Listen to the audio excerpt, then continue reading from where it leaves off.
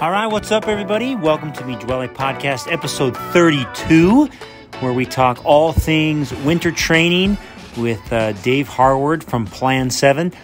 The episode is all about structured training, creating a plan, essentials for your winter training, and what you can be doing now to have a really great off season, how to prep, maybe how to rest, how to take some time off, listen to your body and your mind to get ready for building a great base for the spring. So huge thanks to Dave for joining us for his third time. I want to give a big shout out to Dan Mills. Dan came to my rescue, and I know a lot of the team is working with him. Dan is a sponsor of the team, as well as a team member, friend who runs physical therapy. So Dan's logo has been on the back of your jersey for the last year.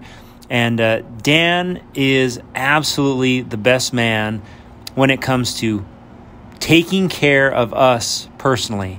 If you have ailments, if you have problems, if you have something that's bothering you, I would 100% go to Dan and talk to him, connect with him about what these physical problems are, whether it's a knee, a shoulder, a back, a neck. He can evaluate, kind of give you best steps for moving forward. Our daughter had a soccer injury a couple weeks ago, and without question, Dan is the first person I call for advice.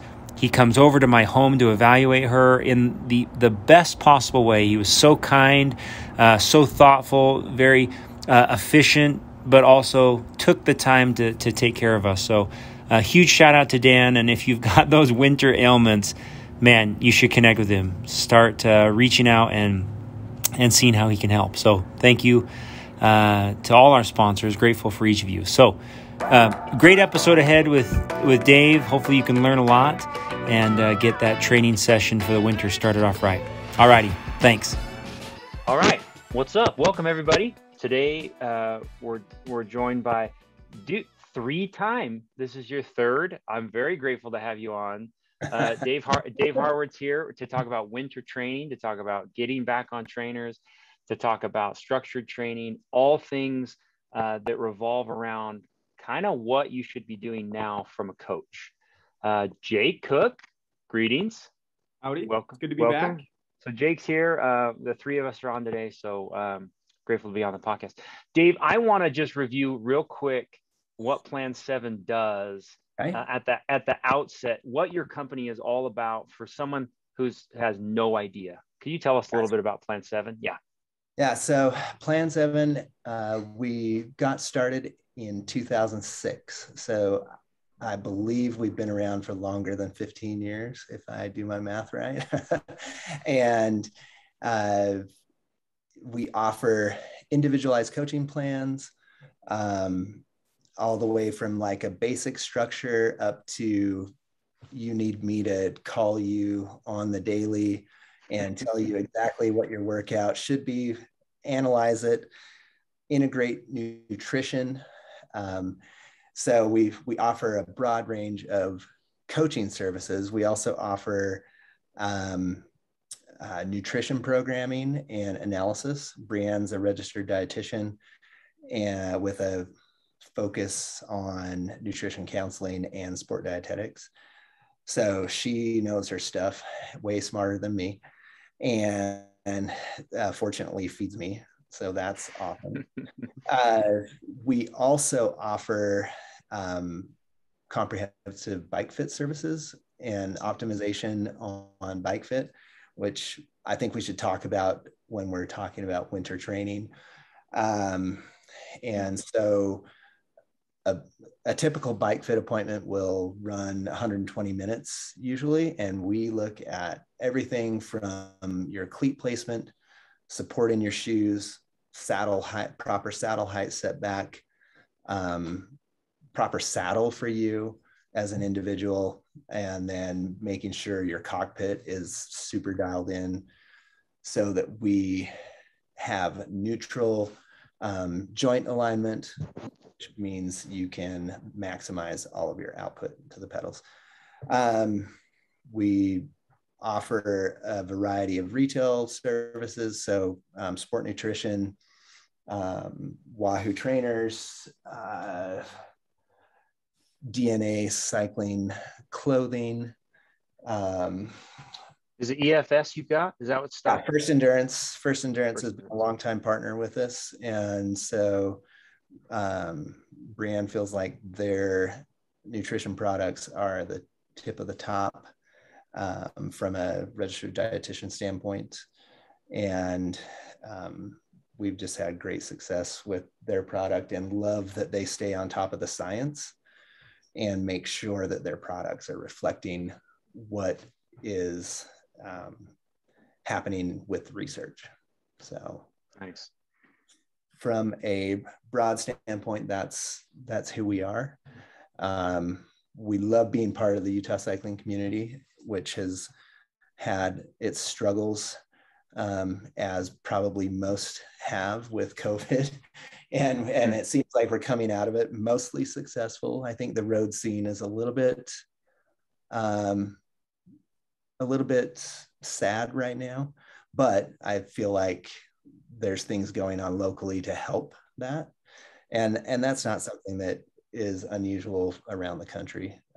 So it's great to have such an organized team like you guys have that has its culture and community, and you guys are out there, and it's awesome. Well, we hope so. It's it's my goal. I mean, is a huge part of my life to involve and make sure that it's worthwhile to be part of like a team and to be part of a group, and whether it's community, friendship, or I don't know, if you want discounted spandex, whatever you want to use us for. I'm grateful for, I mean, Dave, we are like grateful for you. You've been a huge help for whether guys are joining House of Watts, which we'll talk about here in a bit, nutrition training, coaching. A lot of me Duoles are kind of stepping up into your arena, which is fun to see because it'll only lift the group. So sure. Jake kind of framed us here. I think over the last 3 years. Okay, so I'll back up. The creation of indoor video game riding on a bike. Okay, so there used to be this thing where you would get on a trainer and you would be like, okay, I gotta sweat my freaking nuts off here. Like, it's the worst. Like, you're inside, and all of a sudden, Wahoo, Zwift, Sufferfest, Trainer Road, like you name it, they've all of a sudden made this thing inside. It's kind of like a second season. Like, it's kind of fun. It's for me, I'm speaking personally, it has created a thing where I'm like, this isn't the worst anymore, like going inside. And from Dave's perspective, what we brought him on, we'd love to talk about all things as we transfer into winter. How much, how often, structured training, like the things that are going to make a great winter fun, but also successful. Is that a good frame for what we're going to do? I think so. Okay, Dave, let's just start with structured training. Like, what is it? Why is it important for winter? Yeah, so there's a number of ways to put together a structured training plan. And when we get thinking about how to, like, if I have a new client coming to me and they're already bought in that they want a plan, and we start talking about what their goals are, whether we're mid-season, whether we're early season, whether we're right now, and we're looking forward to the upcoming season. I'm going to sit down and try to understand time constraints and where they're at with current fitness. We can build an amazing plan, but if it doesn't match up with your time constraints, the least motivating thing ever to take a look at what you're scheduled to do and know in advance that you can't do it, right? And so a huge consideration, no matter what time of year you're thinking about your training, is what your time constraints are. And I'll push and push and push to truly understand. If somebody tells me, hey, I can do 18 hours a week, I'm like, okay, you're married and have a family. If I if I shoot a note off to your spouse and say, hey, does 18 hours a week work for you? And if they say yes, awesome. That's, that's a reality that, if I put together a big week of 18 hours, there's a progression to each workout that gets you to the next week, that gets you to the bigger block of the month, that lays out to the larger architecture that we're trying to accomplish over a season, right? And so rather than frustrate yourself with not being able to do a workout or having contention or missed appointments or missed, something has to give, right? So I can do better work with 12 hours than somebody saying that they can do 18, right? So time constraints are super duper important to be realistic about. And then if things are looking awesome, yeah, we can bump it up here and there and have it be something dynamic, right? And so as we think about structure, we're thinking, okay, why structure? What's the point? What if I get miles in? And if you get miles in and you're not excessive and overdoing it, you're going to see gains, right? And you're going to see difference in your physiology. You're going to see difference in your power. Exercise will do good things for your body. When we start to think about structure, what we're doing is creating physiological tasks that progress on each other so that you build efficiency and depth to fitness. And we also want to consider neuromuscular tasks so that we're making progress in the efficiency standpoint of how your body works. So, like, for example, I rarely find people not able to pedal hard at a 70 cadence, right? But then if I ask them to pedal at 105, they're bouncing all over the place, or they just feel awkward and they can't put out optimal power. We want to be able to pedal across the range of cadence and be able to do it efficiently. And unless we practice it, our body's not going to be able to do it well. So we're thinking about, with structure, we're thinking about physiological tasks as well as neuromuscular tasks. And that's, I kind of surprise people when I talk about that. But then when they get working on a particular workout that's focused around neuromuscular, it's almost harder than, say, a really tough tempo or subthreshold workout. I agree. I would agree. Power is lower. They're having to be really intentional with how they do it. And those neuromuscular workouts outside are even that much more challenging. And so as we move into winter training, we're taking an assessment of what the season's been like, what you've accomplished, how physically fatigued you are, how mentally fatigued you are. I know a lot of your crew, a big target is Lotoja. Mm-hmm. And after that second Saturday in September, a lot of people don't even want to look at their bikes again. They're not even sure they want to take them home. Right? Put them on KSL. Yeah. And so, I mean, think about when you finished, and you've raced in it a bunch of times, and think about the different years. Some years you're probably like, man, I feel great. Other years you're probably like, oh, I am so smoked. And it might not be physically smoked besides just that day. You might just be like, how did I train that much? How did I pedal my bike for over 9 hours at one time? And so there's all those things, and mental fatigue can put you in I think even a bigger hole than what physical fatigue can, unless you're Interesting. truly overtrained. Like true overtraining, like you can't get out of bed. You're sick essentially. And so that's also something that I like to differentiate. Like people will say they're overtrained because they've got mental fatigue or they're kind of perpetually fatigued physically. Overtraining is almost like being sick. It's something that you have to fully recover from, and it takes a good 6 weeks to 8 weeks to really come back from down. overtraining.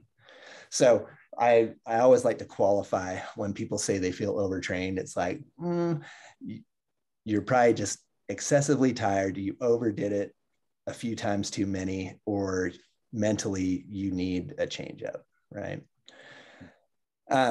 So once we kind of find that finishing point of our season, it's good to reflect and be like, okay, I've hit the end. Like there's either no more races to participate in and hit, or, you've decided, hey, mid-October, there's not enough light in the day. And so I need to change things up. It's good to take some time. And even if you're not taking time off the bike or off of exercise, I pretty much never recommend like drop anything. It's kind of like do something different. So if you've got a mountain bike, go mountain biking and enjoy yourself. Don't have it be about training. Like actually go out and work on skills, mountain bike skills, rather than work on pinning it, right? Or do some hiking that transitions into a little bit of trail running, because when we're on the road bike, even when we're on the mountain bike, there's a lot of ways that our body works that become super efficient for cycling, but we are now lost with our lateral stabilizing muscles, and we go hiking and we're sore for days. Or I call it being the most unfit person alive.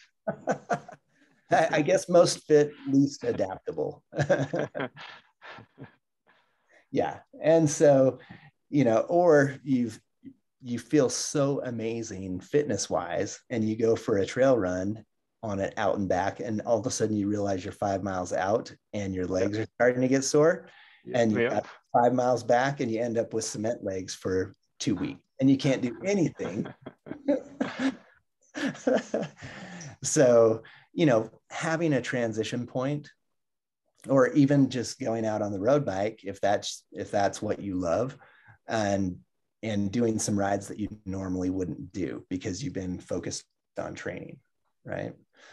And so having kind of that crossover of like, season's over and let's start thinking about next season. And as we start putting together the ideas for next season, like, let's say, okay, we know we're going to do race X, Y, and Z, and here's the dates for them. And when do I need to get back to training in earnest? So there's no perfect time to get started and or to wait. It's more like what you feel from the mental side and from the physical side. And there's a lot of things that you could spend the next month doing that aren't cycling like specific, but maybe you get in the gym because you felt like some strength imbalance. Maybe you work with a trainer for a little bit to work on core strength. Or maybe it's like, ooh, cyclocross looks fun. And you get out and you do some varied, like cyclocross racing is so significantly different than anything else. And so you challenge your body in a whole different way. You learn a new skill. I mean, I've even heard people say that cyclocross, while it's cycling, it's not really a discipline of cycling, it's its own sport, because you go so hard to go so slow. That's because they're riding through bark, Dave. Bark, over wet wood. grass. Yeah. I mean, even when you watch like the World Cup, the tip of the top 45 dudes in the world racing cyclocross, you see like you can tell that the power is just like pouring out of their ears, and they are going so slow from a speed standpoint. So it's, there's so many different things that you can plug into. I know a lot of people really love backcountry touring. Mm-hmm. What a phenomenal alternative that works with cycling perfectly. That uphill motion is exactly what your cycling motion is. And you are almost forced to use your core, where on the bike, you can be a little bit sloppy with it. Interesting. I've heard and that. Still be able to do pedal okay, but you end up with potential for injuring your back, or, there's a lot of different things if your core is not working with you on the bike. But trail running, backcountry skiing in general, like unless you're out of control all the time, your core is engaged. And it's another place to be super intentional and think about how your body is working for you. Cool. Right? Jake, maybe ask about, you brought up the point about young guys on our, maybe people that are new to Zwift and kickers. Sure. Yeah. I mean, as we talked pre-hand, Dave, we've had a lot of new people join the team over the last couple months. I mean, typically after Lodoja 2, there's a lot of people have interest of our team because we're so big and we're growing. But a lot of these new people obviously get kickers, and they're anxious. They're coming off the high of Lodoja and training all year, and let's get into kind of some winter training. So I'm curious and asking for them kind of like what's a good start, like how many hours a week. Sure. Obviously Plan7's a great plan to join and subscribe to work with you and to kind of get dialed in. But I mean, do you recommend Zwift? Do you recommend, Trainer Road? But just in general, if I'm a new person, I just got a kicker, just joined a team, getting really into cycling, super amped. How do I kind of move into winter training? What should be the thing? Yeah, for sure. And so when we're looking at that, it really comes down to, again, time constraints. And so you're thinking about like how much time you have and when you have that time available. And, just because you might have 15, 18 hours a week to train doesn't necessarily mean that's what you should start out with. Right. And also, you might have teammates who that's where their life's at, and that's where their training age is also, that they can take a little break after a big summer of training and be fresh and motivated, and their body will accept it. Right. I have a teenage athlete who's really gifted, awesome mountain bike racer. And he always talks to me about a particular FTP number that he wants to get. And I'm like, okay, that's a really cool goal. I don't want that to be a goal that limits you because you're so focused on it. And he's like, right. Well, that's what these World Cup mountain bikers are doing. And I say, well, these World Cup mountain bikers, like we've got one here from Utah, Keegan Swenson. Right. He's putting out power that is so ridiculous. It's amazing. It's amazing. It is absolutely phenomenal. Guess what he's done for the last 15 years of his life? He has dedicated himself and fortunate enough to be a paid professional at this point for over 12 to 15 years of consistent training.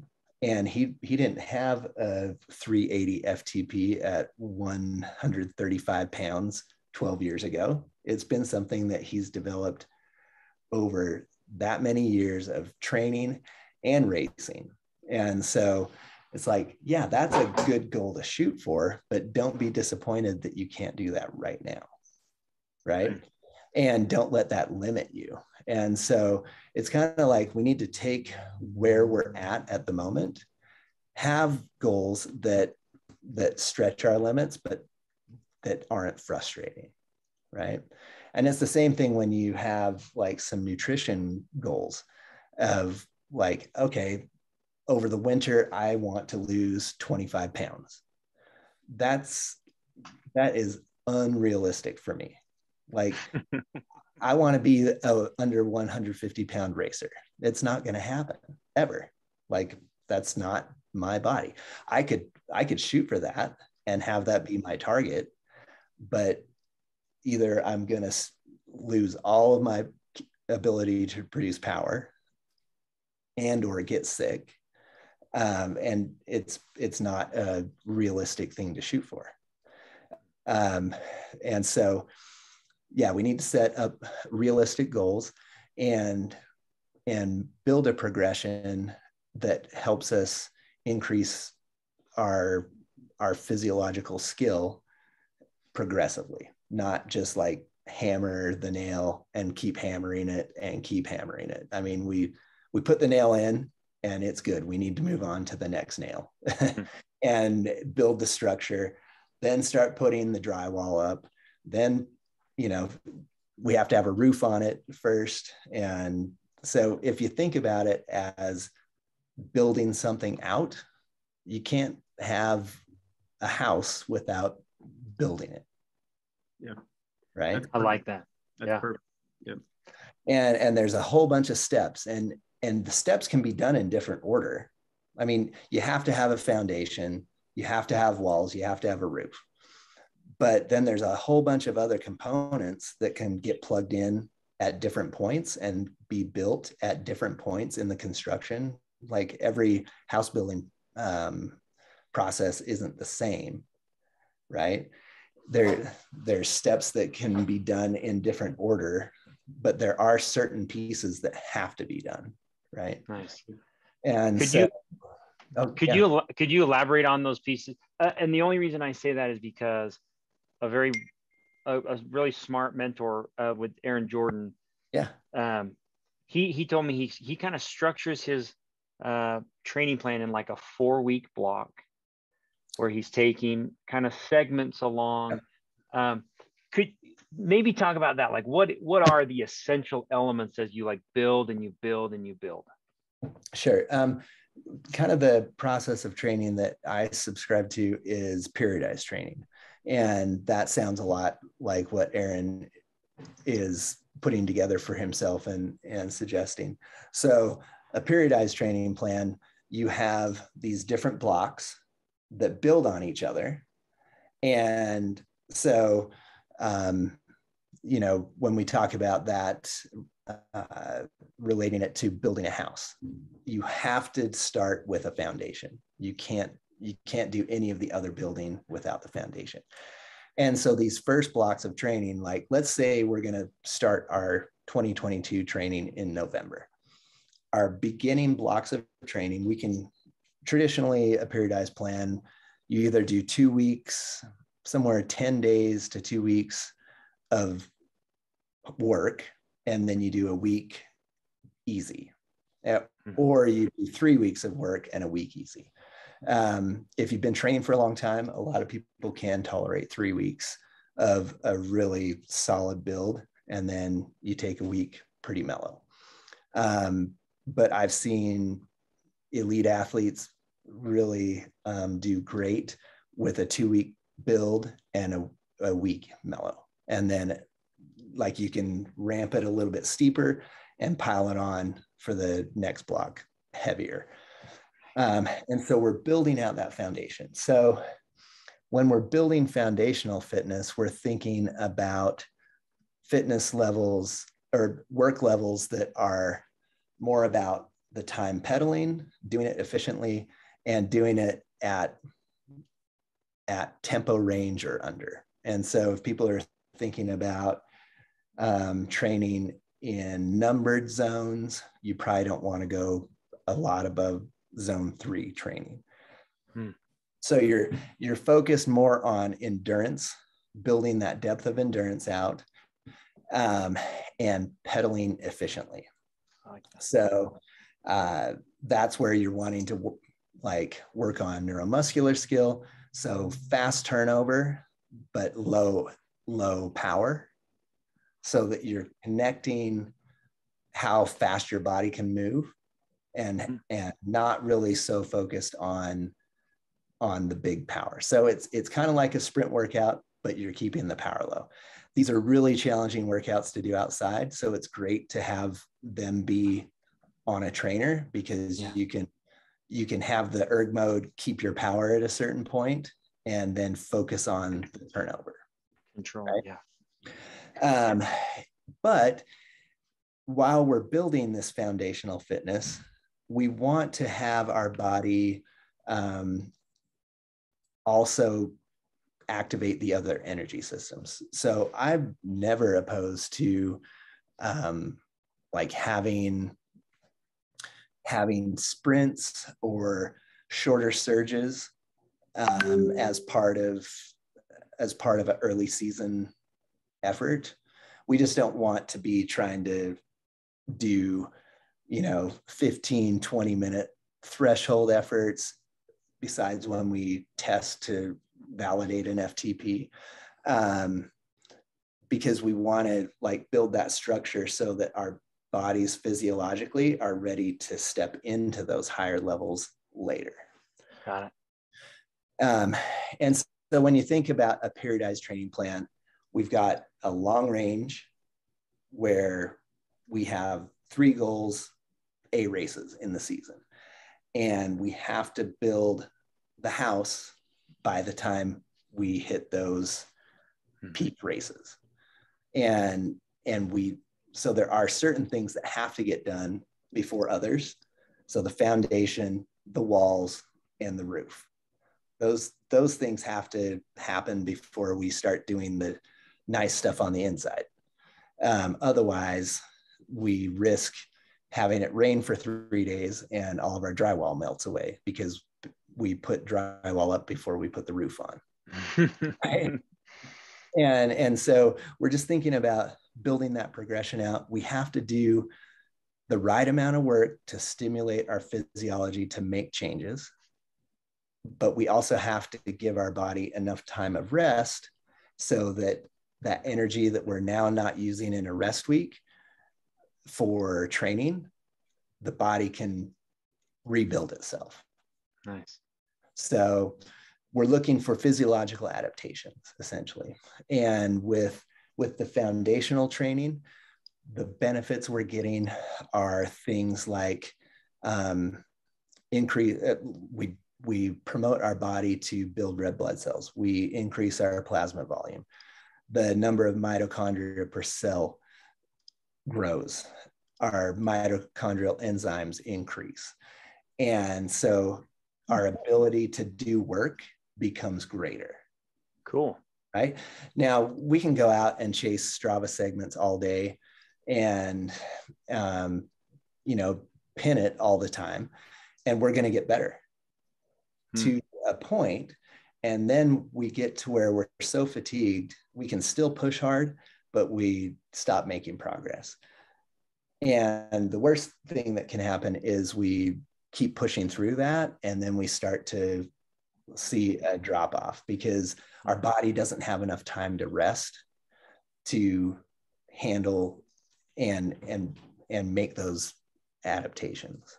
And so you're saying, I mean, from what I've learned from you and watching your athletes and watching the guys that I admire, this winter is building that bottom of the pyramid. I mean, really making it robust and big. Yes. And that, I like that.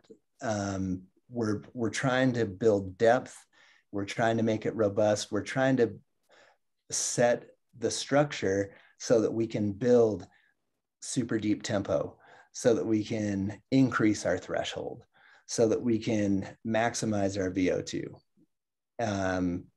And VO2 doesn't so Our VO2 max range is the maximum amount of oxygen that our body can use. We can take in more than we can use, but we can have a focus as we get closer and closer to racing or performance time. And this isn't just about training for racing. This is training for optimal performance. So you might have goals that are way outside of racing, that where racing doesn't matter, right? And so wherever you want your peak performance and it requires high intensity, we need to advance our VO2. But if we work on that right now, it doesn't really do us a lot of good, because we don't need to have our VO2 be super efficient right now. Right. It doesn't worth it. It's not worth it. Yeah. Yeah. And I mean, it feels good to go super hard to a certain point, right? But now's not the time to necessarily do it. If you're out on a winter group ride with the crew and there's some occasions to pin it, that's fun. And it also helps to keep the energy systems activated. And it's probably a little bit easier to do a 5-minute super hard effort with the group than it is to do it on the trainer. Yeah. Yeah. You know, Dave, one thing I do, and maybe you can speak to this, is I kind of bring back in the gym. So wintertime, I'll do at least 2 hard strength training sessions that I get from, you know, last year I used this app, this Art O'Connor provided like a 9-week training program that I use, very effective. But maybe speak to that, like good and bad pitfalls. How does strength training kind of fit in? Strength training is awesome. And I mean, I'm old. And so I definitely need some strength training. And it helps maintain muscle tension. It helps maintain our volume of muscle. It helps with our bone structure.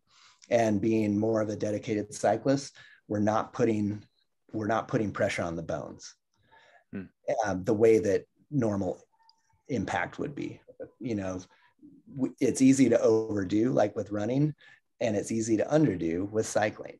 And so strength training is great for those aspects. And if you feel like there's a deficiency in strength somewhere in your body, the winter is the great time to do it, because we want to perform in the spring and summer, and heavy strength training is not the greatest thing to try and do when you have a race coming up, right? But in the winter, and especially when we're doing the lower intensity, you can get great quality out of your strength training and maintain great quality with your endurance and tempo work in the bulk of the winter season. So yeah, strength training is great. If you want it to really translate to cycling, I suggest that you find somebody like Art who has the program that is specific to cycling strength. Well, I want to be like Keegan. So Keegan does it. Yeah. Yeah. Right. Exactly. Does he use Art? Yeah. He does. Yeah. I don't know. I think he's posted it on his social that he does. He does. And he's been really dedicated to strength training for a lot of years. And at his level, you have to be. I mean, Hey, those guys. Oh yeah, go ahead. Do you have strength training involved in your Plan7 stuff? I mean, do you prescribe that kind of stuff? Do you involve that into your routine? Yeah, and so we work with Art, and so if you really need like super specific programming, we send you that direction. If you have your own routine and we've talked about it and it makes sense, then I'm happy to just say, hit it yourself. You sound like you know what you're doing. If you've never been to the gym before and you're like, I'm going to go do a bunch of squats and leg extensions, and yeah, I want to get those squats as deep as I can, that's not necessarily going to be the most awesome translation over. We want to do like functional lifts, so functional strength training, where the movements match movements that we would do in daily living, just with more resistance. And it's also as just as easy as it is to be stoked about, all right, I'm winter training, let's get after it. It's super easy to go too hard too soon. And you need to approach your strength training in a progressive way as well. You've got to build the foundation. You've got to let your body experience resistance at a low level. I mean, a lot of times art starts people out with just body weight movements. Yep. And, you know, if you have background with strength training, he'll move you into weight sooner. But when Brianna and I have worked with him, a lot of times like if we haven't been lifting, we'll start out with just body weight stuff. Okay. And a strong athlete is a better athlete, right? Nice. That's great. Dave, I got one more question for you. Yeah. So typically, you know, we ride Zwift, you know, all through the winter. And, you know, from your experience and with what you prescribe your clients and things like that, is it better to have hard days like on a Monday, Tuesday, like harder training rides on Monday, Tuesday, or is it better to have maybe Thursday, Friday? How do you like organize your week?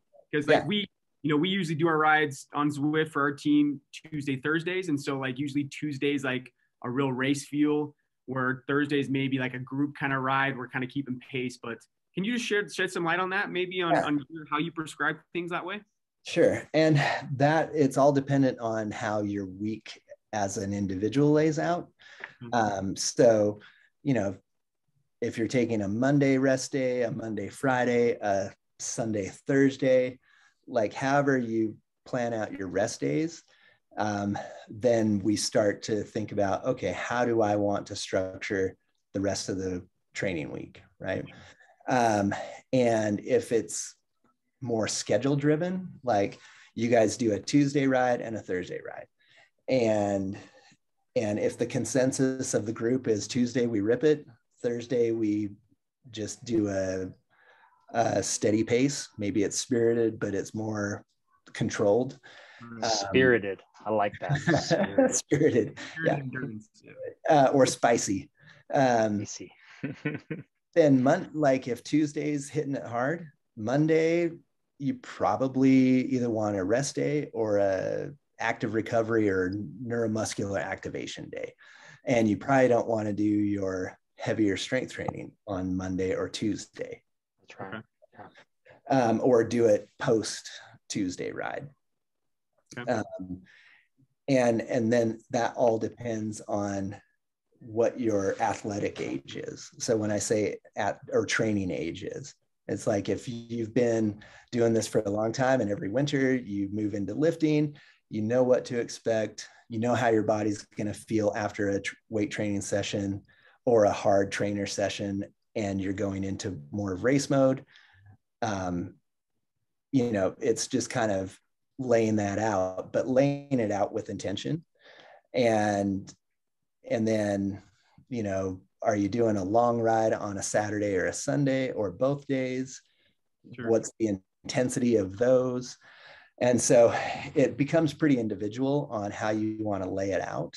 But it's also not rocket science. I mean, if you do 2 weeks of throwing something heavy at yourself before you want to like hit it hard with the group on Tuesday, and you realize, whoa, this isn't working, well, then you sit back and you're like, yeah, I went way too hard the past 2 Mondays and felt like crap on Tuesday morning. Sure. Yeah. Makes sense. How do I adjust this? Right. The thing that comes in with like having a coach build your training plan, it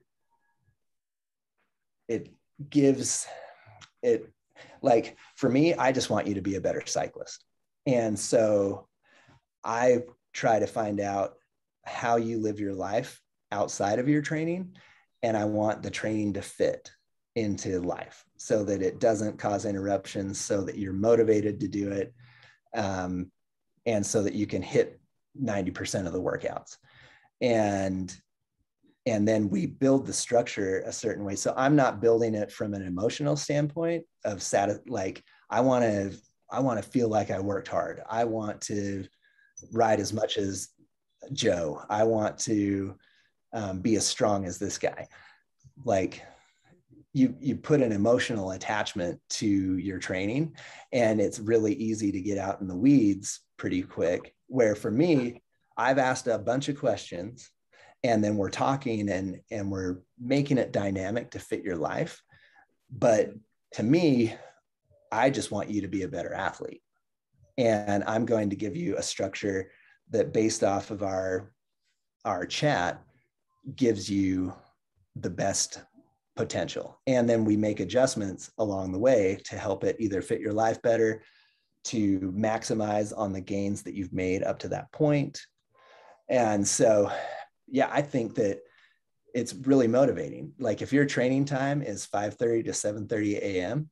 and you know that the group meetup starts at 5:30, and if you're not there, you're going to get 5 text messages and people lighting you up. That's a great motivator. That's super fun. That's kind of, we did House of Watts in person for 7 years. And then last year couldn't. And we thought, well, should we bag it or should we find a new format?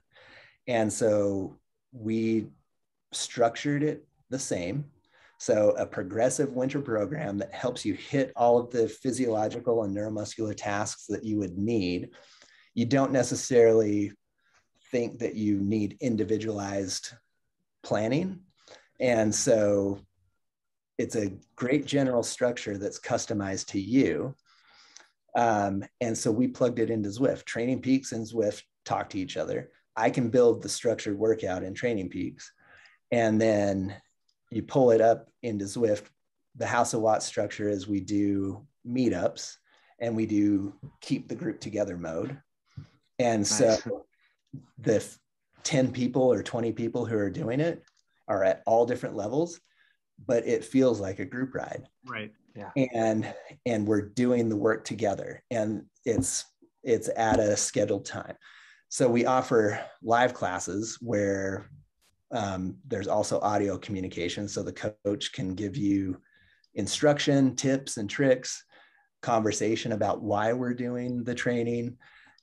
People can heckle each other, and it ends up being a cool, and it maintained the social structure that I thought was going to go away. And I thought it would just not be awesome. And it ended up being pretty cool. And Zwift being the video game for cyclists, it's a distraction, right? It keeps, but then you've got there's dinosaurs in there. Yeah. You've got your numbers, and with a structured workout, it's prompting you to hit the target, and it's prompting you to increase your cadence or drop your cadence. And it's a great way to stay motivated. Like, nice. It's very easy to have winter training be super monotonous, but now we have all these amazing tools to work with, and we have, like, everybody's making phenomenal outdoor riding gear. And so on the days that it's not ridiculously harsh or unsafe, you can get outside too to break it up. But there's plenty of folks. I mean, the e-racing goes year round. People are racing on Zwift in the summertime. Yeah. Yep. Which blows my mind. Crazy. David, it's never bad weather. It's just bad. Efficient. This morning was pretty bad. Nice. So, hey. Yeah, go ahead. No, I was just going to say, I would love to invite, if the team is looking for House of Watts or wanting to be a part of it. Last year, we kind of introduced it out there, and we had a lot of guys join those groups and the times, which is absolutely, Dave, you guys, I don't know how you did it live, but you're doing 3 rides a day, right, with House of Watts? On Mondays and Wednesdays. Okay. Tuesday, Thursday, Friday have 2 sessions, and Saturday and Sunday have 1 session. Bree and I split it up, and we also ride bikes as that's how we do things. And I've been racing and training for 30 years. Bree's been at it for a long time as well. And so, you know, our training age is old also. But yeah, House of Watts is an awesome program. We start up on November 1st.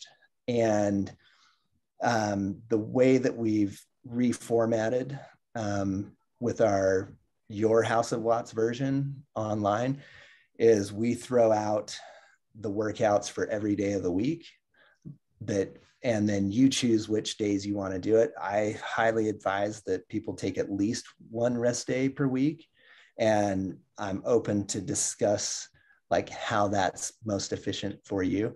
You've got the option to do the live classes, or you can do it at your convenience, because once you sync your the Training Peaks account that we provide with your Zwift account, then the structured workout for Monday, Tuesday, Wednesday is on Monday, Tuesday, Wednesday. Nice. And so if either the time isn't convenient or you just want to roll on your own, you can pull it up when you want. And again, it's a structured plan based on what I feel like are the physiological skills that need to be optimized in addition to the neuromuscular skill. So awesome. That's something to think.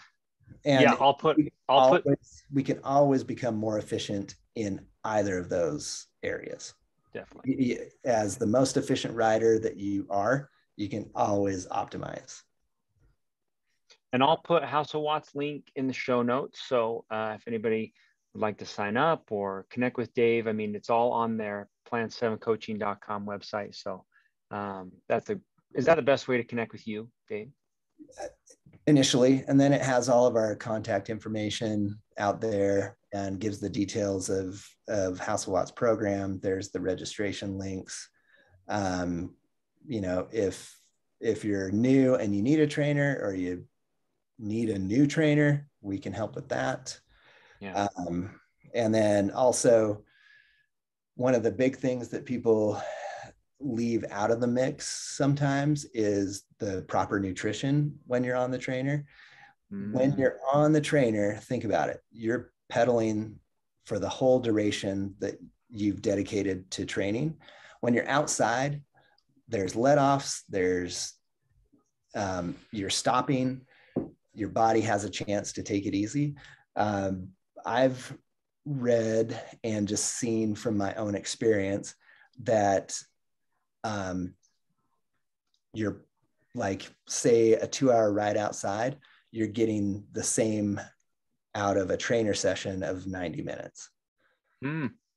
And so your trainer time can be excessively efficient. It also can be sometimes frustrating. People are like, I can go climb Mill Creek Canyon and hit be really close to my threshold for most of the climb. But if I try to do 50 minutes of threshold on the trainer, I am dead, right? and there's a lot of things that go on when you're on the trainer that you just have to consider. When you're outside, your body has to balance. And so you're activating a lot of your musculature just staying on your bike. It's also the balance stimulation that you're getting feedback constantly. And so from a mental standpoint, it's fatiguing in a good way, right? Yeah. On the trainer, you can fully be lazy and still push, but it's harder to hit some of those higher numbers for the same duration.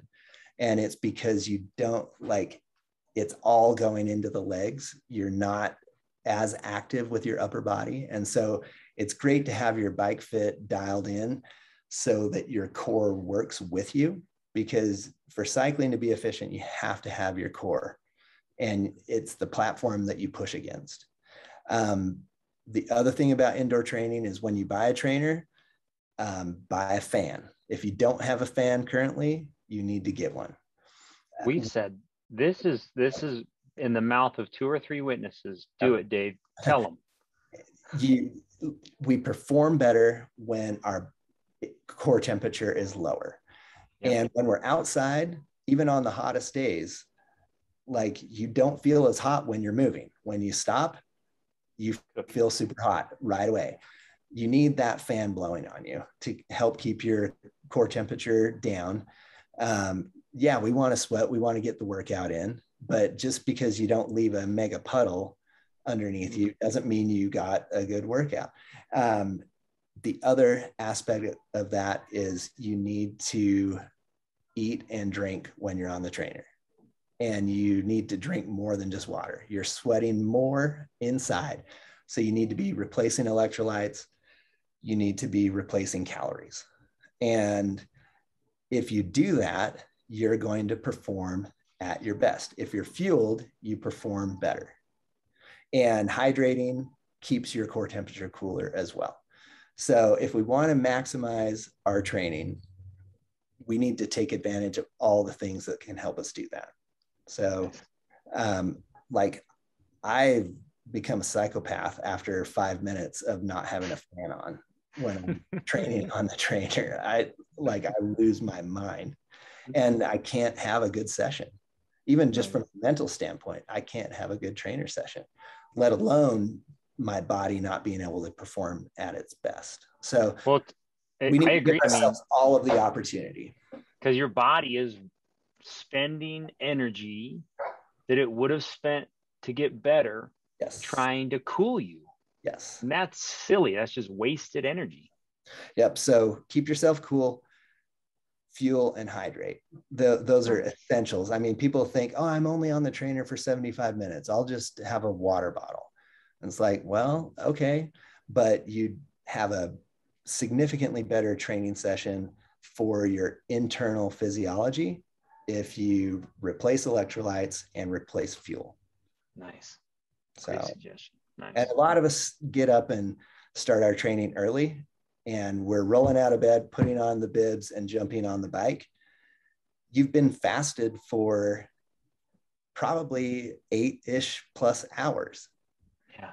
You need fuel. And so on those days, like I start out on my warm-up eating a waffle or having a liquid shot, and I'm immediately starting to drink electrolyte mix. So Jake's drinking a bang.